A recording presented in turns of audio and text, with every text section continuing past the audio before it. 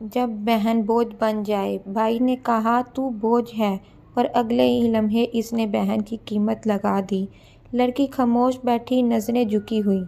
میں عائشہ ہوں، اکلوتی بہن، جسے اپنے ہی بھائی نے مسئلہ سمجھ لیا۔ یہ کہانی سچ سے بھی زیادہ کڑوی ہے۔ بھائی پیسے گنتا ہوا، چہرہ سنجیدہ۔ امی کہتی تھیں بہن اللہ کی رحمت ہوتی ہے، مگر بھائی نے اس رحمت کا سودا کر لیا۔ پیسہ آیا، انسانیت چلی گئی۔ لڑکی کا آنسو گرتا ہے۔ میں روئی نہیں، کیونکہ بہنیں بھائی کے سامنے ٹوٹتی ہیں، چلاتی نہیں۔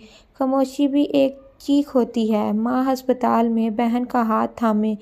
ماں نے پوچھا سچ بتا، خوش ہے کیا؟ اور میری خاموشی نے سب کچھ بتا دیا۔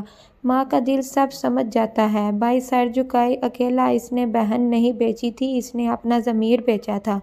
رشتوں کا سودا سب سے مہنگا گناہ ہوتا ہے۔